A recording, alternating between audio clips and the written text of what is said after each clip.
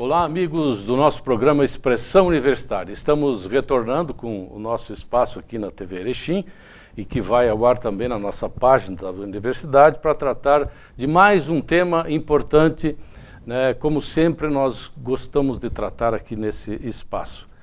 Hoje as nossas convidadas são as professoras Fernanda Dalmaso Cameira, do curso de Fisioterapia, e a professora Elise Girardello, da Escola de Educação Básica. Nós vamos tratar sobre o consumo de drogas, que é um dos maiores traumas da sociedade atual. E a gravidade é ainda maior quando atinge o meio estudantil. Por isso, a Escola de Educação Básica vem desenvolvendo um projeto que visa orientar os alunos sobre os perigos nessa área. Por isso, nós convidamos as professoras para estarem presentes aqui no nosso espaço e apresentarmos o projeto da escola, que trabalho está sendo feito nesse sentido, e para um bate-papo a respeito dessa iniciativa louvável aí, porque a gente precisa estar atento permanentemente quanto a isso. Bem-vinda, professora Elise, bem-vinda novamente, professora Fernanda. Gostaria de começar então com a professora Elise, para que nos explicasse aqui como é que começou esse programa. Afinal de contas, o que levou a escola a adotar esse programa? Bom, a gente já sabe que o espaço da escola é um espaço preocupado com a formação humana e integral dos nossos alunos, né? Então, já era uma demanda, né? Ali em meados de 2019, em conversas com a Fernanda, né, pelo doutorado dela, como ela estava fazendo um doutorado e tinha contato com o Dr. Bartô, a gente começou a conversar e viu a ideia de implantar algo na escola. Então, em junho de 2019, a gente começou timidamente um projeto, na verdade, com os alunos, né, e primeiramente a gente trouxe o Dr. Bartô, onde ele fez uma fala com os nossos alunos e professores na parte da manhã, e à noite, então, a gente chamou um grupo de pais da escola para participar dessa palestra. Ali a gente percebeu o quanto é rápido e quanto era urgente a necessidade de uma intervenção dessas na escola. Só que a gente não podia pensar em algo simplesmente pontual, um projeto, né? Aí, depois de várias conversas, reuniões com a direção da escola, com a Fernanda, através do curso de fisioterapia, e como ela estava desenvolvendo o doutorado nessa área, a gente começou a desenvolver várias coisas. Então, naquele ano, que era metade de 2019, a gente tinha que tomar algumas medidas, né? E a gente queria estar embasado em conhecimento científico, em dados, né? O que a gente vai trabalhar com os nossos alunos. E aí, então, a gente pensou num programa, né? Por que não projeto? Porque um projeto é algo que um grupo se reúne, trabalha um tempo e vai gerar uma culminância e tem fim. E para por aí. Então, o programa é onde, dentro desse programa, a gente tem vários projetos, né? Então, ele vem acontecendo em várias etapas. Então, a nossa primeira etapa em 2019 foi, então, coletar dados dos alunos, né? Através de um termo de consentimento com as famílias, onde autorizaram, né, esse trabalho, foi coletado informações, um termo de consentimento. Depois, então, a Fernanda fez todo um trabalho com os alunos em 2019 e coletou essas informações. Aí, ali a gente pôde ver para que foi tabulado dados para onde a gente vai. A partir do conhecimento prévio deles, né, a gente, então, iniciou essa pesquisa em 2019, final de 2019 e depois início de 2020.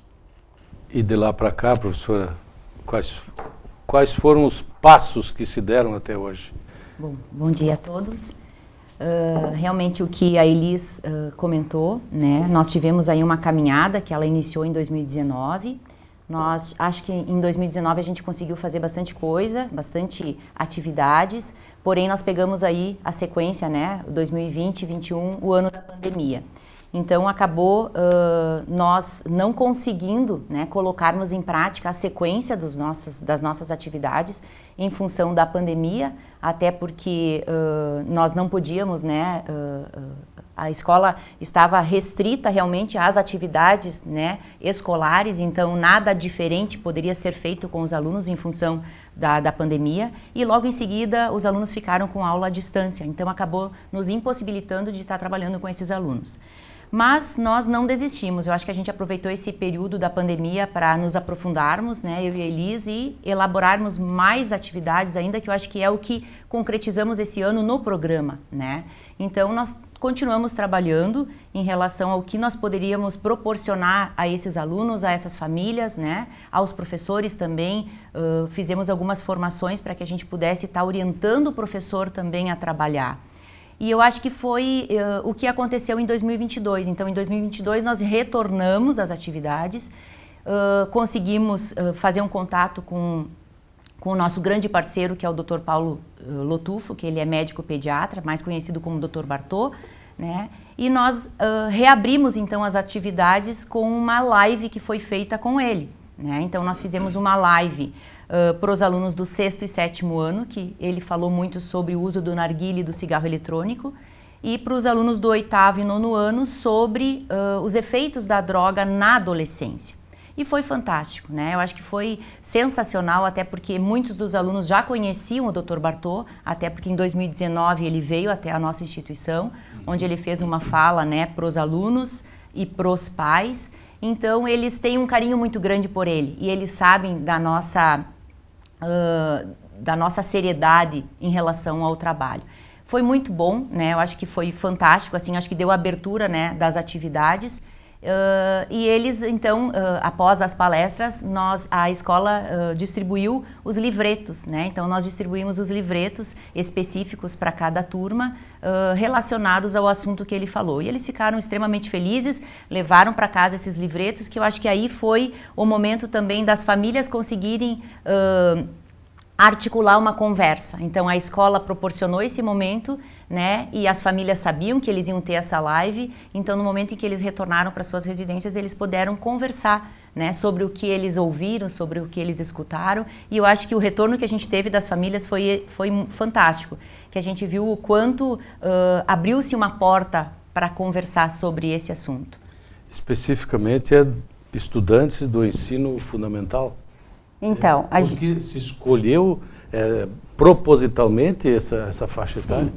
A gente escolheu propositalmente, né, na equipe da escola, porque a gente sabe que não adianta iniciar esse trabalho com os adolescentes maiores, onde eles já vão estar em contato diretamente com a droga, com o cigarro eletrônico, com a bebida. Então, né, a Fernanda, então, baseado em dados, e mesmo no questionário que foi feito com os alunos, eles já tinham, no 6º ano, muito conhecimento sobre o assunto. Então, baseado nisso, a gente tem que antecipar a prevenção, né? Porque, como eles, na adolescência, eles estão no grupo, e a gente está mostrando para eles, não é como é que eu vou explicar, o incentivo à curiosidade, despertar a curiosidade para eles saberem o que é, mas sim mostrar para eles quais são os danos para a saúde deles. E quanto antes eles iniciarem, mais danos eles vão ter. Então é nessa proposta que a gente está indo. Por isso a gente antecipou, né, para que quando eles chegam lá pelos 15, 16 anos, né, se ocorrer o uso, ele é um pouco mais consciente e sabendo os danos que eles estão correndo. E a gente percebeu e percebe na fala dos alunos, né, quando eles saem e eles veem que fulano estava, né, mais velho, eles contam muito para nós esse tipo de diálogo. E hoje os alunos têm ferramentas que se têm informações a todo momento e de qualquer lugar. Então, e tem acesso a essas e todas as informações possíveis. E eles estão numa corrida. E esse é um momento, acho que importante também de chamar a atenção. Opa, olha o perigo aí na frente. As redes sociais favorecem e estimulam muito, né, o uso. Inclusive a moda agora, né, como a gente vê e acompanha nas mídias sociais e o uso do cigarro eletrônico. E eles não têm acesso ao conhecimento de tudo que tem dentro do cigarro eletrônico, né? Até a Fernanda pode complementar o que tem no cigarro eletrônico, por que faz tão mal e por que o uso precoce é tão prejudicial para o aluno, né? Não só na parte da saúde física, como emocional. E a gente vê, eu mesmo vi há poucos dias na rua. Sim. Bonito, É algo bonito proibido, não é, né? mas proibido. Mas como proibido? A Anvisa recentemente reforçou, né, na mídia que realmente é um cigarro proibido. É proibido a comercialização, né, é proibido o uso, enfim. Só que acaba não tendo tanta força, né? Na verdade, a gente vê que a indústria tabágica ela acaba sendo mais forte. Então, o que a gente, até no congresso em que eu fui, a gente conversou muito sobre isso, né, do quanto as instituições, do quanto as famílias têm que conversar. A Anvisa está fazendo tudo o que pode, né, para divulgar do quanto isso realmente é proibido, mas a gente vê, né, na nossa cidade a gente vê, no Brasil a gente vê, no mundo a gente vê que isso está liberado, né, então precisam orientações, né. Acho que dá muito mais resultado orientar do que ficar caçando as bruxas por aí, né? Com certeza. Né? Então, o que a gente faz? As pessoas têm que ter consciência dos prejuízos. É isso aí. Então, a gente tem feito esse trabalho na escola e eu acho que a gente já tem tido ganhos em relação a isso, trabalhando na prevenção. A Elisa até comentava do porquê, né, nós trabalhamos no Ensino Fundamental 2. Em 2019, logo após que eu terminei o meu doutorado, a gente fez um trabalho, né, com a escola também e o ensino médio. Fizemos esse trabalho, só que o que a gente percebe, e isso os dados da literatura nos mostram, no ensino médio nós já temos muitos usuários de diversos tipos de droga. Então, este projeto que a gente está agora, que virou um programa, né, permanente, contínuo na escola, a gente trabalha a prevenção, o nosso foco é a prevenção. Então, nós vamos fazer de tudo com os jovens, com as famílias, para que o jovem não use. Então, esse é o nosso foco. Então, não que às vezes até alguns pais perguntam para mim ou para a Prof. Elis por que a Prof. Fernanda não vai lá no ensino médio novamente, né? Não é que a gente não queira ir, né? A gente até faz algumas falas, mas o nosso foco do nosso projeto é prevenir. E para a gente prevenir, a gente tem que cada vez trabalhar mais cedo com esse jovem. Né? Então, algumas famílias até ficaram um pouco surpresas que nós já começamos a trabalhar sobre a bebida energética. Por que trabalhar? Porque a gente sabe que tem jovens no 5º ano bebendo, né, tomando bebida energética. E aí, o que acontece? Alguns pais, muitas vezes, não sabem o que é a bebida energética. Alguns pais não sabem, né, do quanto isso pode ser a porta de entrada para outras drogas. Então, aí entra o papel da escola, né? A gente fez inicialmente um trabalho com as crianças e agora, na sequência, a gente vai estar chamando, vai estar conversando com os pais para explicar, até porque a gente tem esses dados, né, dos alunos e é o que a gente vai fazer agora, num próximo momento, uma fala para os pais, mostrando realmente os dados, até porque eles assinaram o termo de compromisso, permitindo que os filhos respondessem os questionários, né? O aluno também assinou um termo de assentimento, né, concordando em responder. Então, nós fizemos de uma forma que realmente a família sabia e o aluno também tinha certeza do que ele estava respondendo. E agora chegou o momento de nós poder divulgar para essas famílias quais são os resultados. E não só divulgar, eu acho que é também orientar essas famílias, né? Porque o que a gente percebe? A gente percebe que muitas famílias conversam com os filhos, falam sobre drogas, mas a gente ainda tem algumas famílias que não conversam sobre o assunto, né? Tem medo, não tem aquele acesso ao jovem para conversar.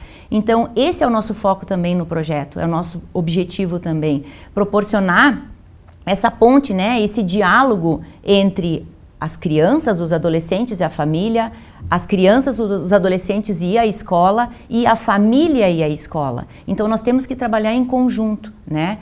O próprio movimento do Espírito Free Mind, ele diz, né, que é um movimento onde não é somente de pessoas da saúde que tocam esse movimento, né? É um movimento que acontece no mundo todo, mas nós temos 3 setores, eles sempre comentam, que estão envolvidos na prevenção das drogas. O primeiro setor seria Poder Legislativo, Judiciário, os conselhos municipais. O segundo entra a escola, as universidades, as empresas, né? E o terceiro seria mais a comunidade local, a população e as famílias. E eles sempre reforçam da importância desses 3 setores na prevenção.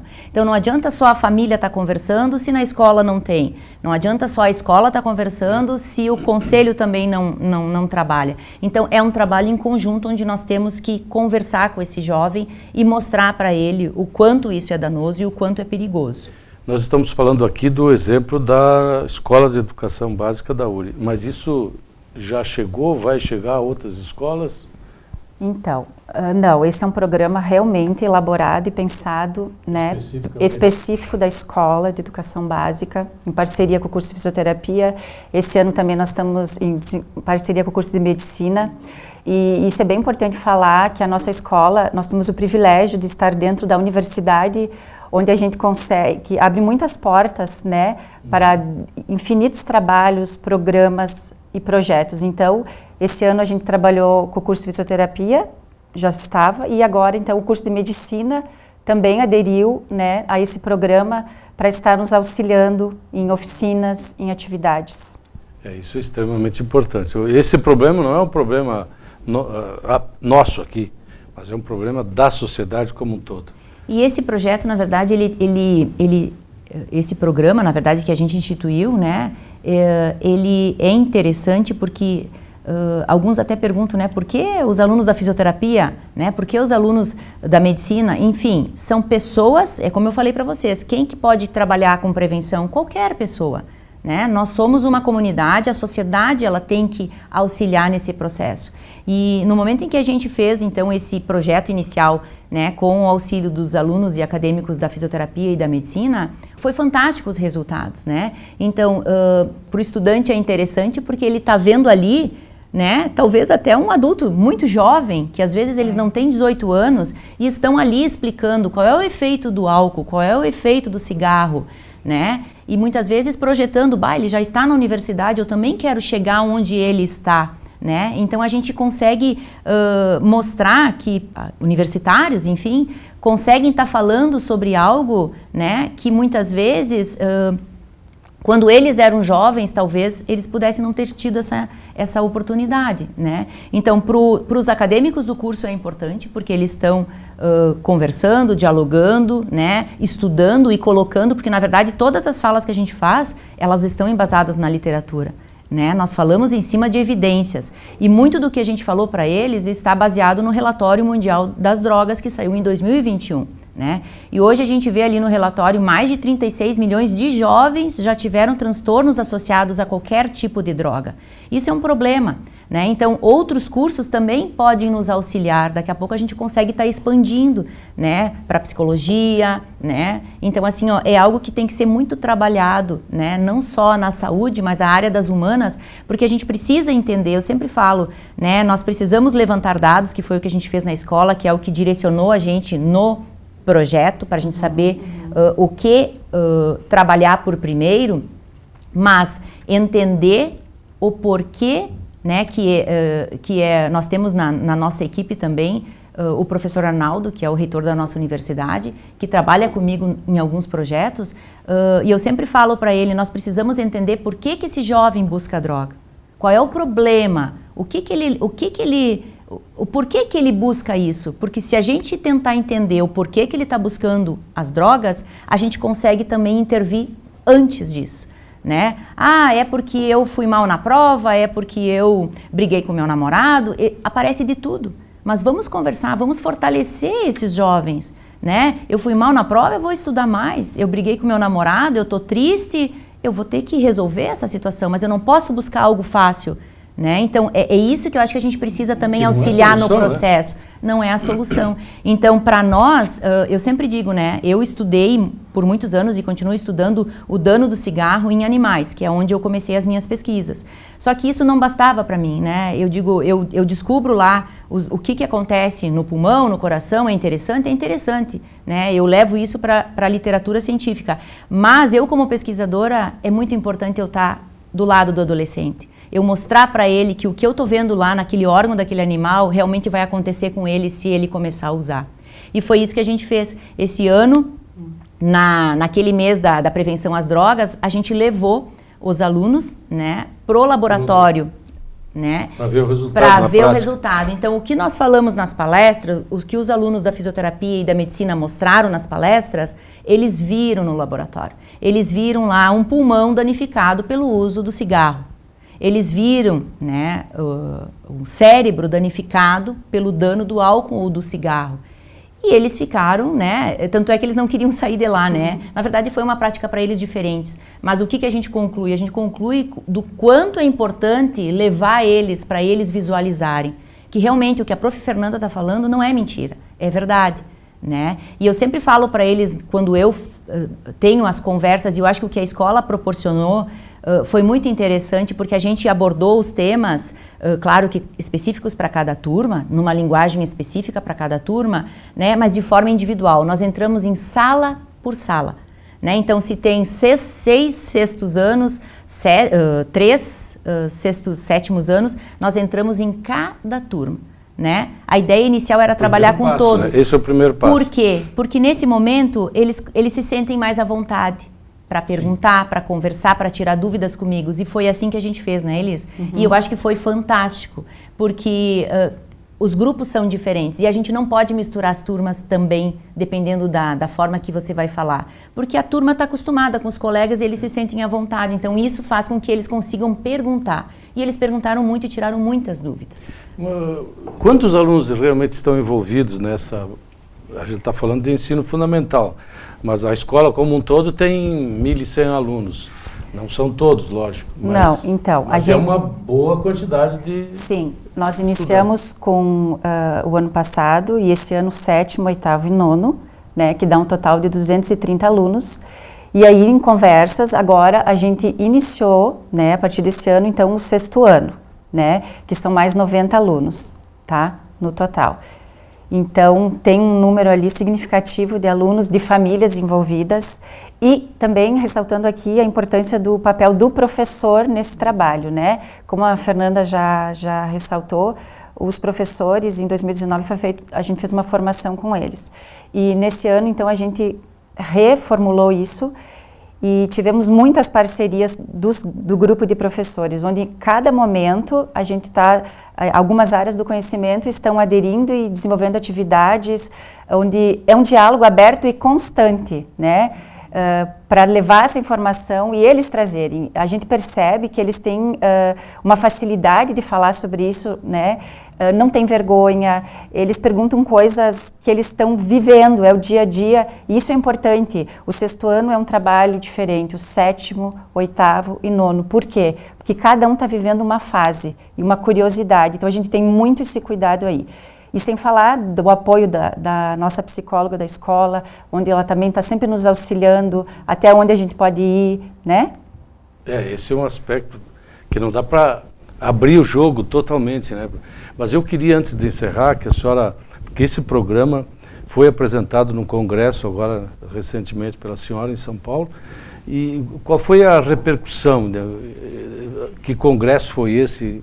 Quero que a senhora fale um pouquinho antes de a gente encerrar esse nosso programa. Na verdade, o congresso, eu recebi o convite, né? Foi na live do Dr. Bartô, quando ele fez na escola, em finalzinho de março desse ano. Ele convidou, então, para que eu pudesse dividir um espaço com ele, né? Para que eu pudesse levar a experiência do nosso trabalho aqui na escola, né? E apesar de termos sido interrompidos pela pandemia. Sim, sim. Mas nós já tínhamos dados, a gente já tinha uma caminhada, né? E aí eu fui, então, para Campinas, né? Que foi no 7º Congresso Internacional, então, do Free Mind, que é esse movimento que eu falei anteriormente, né? Que é mundial. E lá estavam todos esses setores que eles veem como importantes na prevenção, estavam presentes. Então, nós tivemos várias palestras, né, de vários profissionais falando, e aí eu, então, tive o privilégio de dividir um espaço com o Dr. Bartô, falando um pouquinho da educação, prevenção no contexto escolar, né? E aí eu consegui realmente levar o que a gente vem fazendo, mostrar, na verdade, o nosso programa, né, que foi, na verdade, era um projeto e virou um programa, então, a partir desse ano, né? E aí eu acabei passando para eles, então, todo o trabalho que a gente vem fazendo, né? E foi fantástico, assim, eu acho que eles deram os parabéns, enfim, para a escola. Eu acho que, eu sempre falo, né, para o professor Alain, para a prof. Josi, para a prof. Elis, do quanto eu levei uma ideia, né, mas do quanto eles foram importantes e fundamentais em acolher essa ideia e trabalhar esse assunto, que é fantástico. E aí lá eles comentaram no congresso, né, do quanto ainda poucas escolas abrem as portas para trabalhar esse assunto, né? Então eles parabenizaram muito, inclusive ao vivo, assim, a escola básica da URI, do quanto isso é importante, né? E a gente sabe, porque a gente já está colhendo dados, né, do pouquinho que a gente começou fazendo e do quanto a gente já está conseguindo fazer. Porque, na verdade, esse programa é algo assim que a gente está preparando o adolescente para o mundo, preparando o adolescente para a vida. Então, da mesma forma que a escola prepara em relação a conhecimentos, né?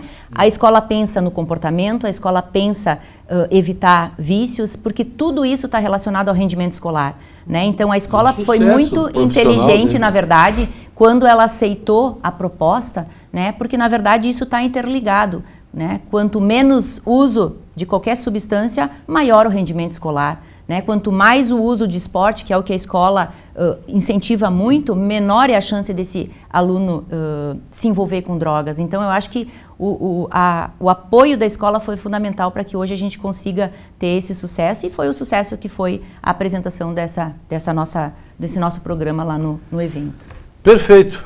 Terminou o nosso tempo. Eu acredito que nos próximos dias, os próximos meses, a gente possa voltar aqui para conversar um pouquinho mais a respeito dos passos que foram dados agora nesse ano de 2022 e o que se pretende. Enfim, eu acho que isso é um programa realmente que deve receber o nosso aplauso, o nosso reconhecimento, porque realmente é extremamente importante para a nossa juventude. Ok? Eu falei no programa de hoje, então, com as professoras Fernanda Dalmaso Cameira, do curso de Fisioterapia, e a professora Elis Girardello, que é coordenadora pedagógica do Ensino Fundamental 2 da Escola de Educação Básica. Muito obrigado, professora Elis, pela sua presença aqui no nosso espaço, e igualmente, professora Fernanda. E a você aí de casa, que semanalmente nos prestigia, o nosso carinho, o nosso abraço. Até a semana que vem.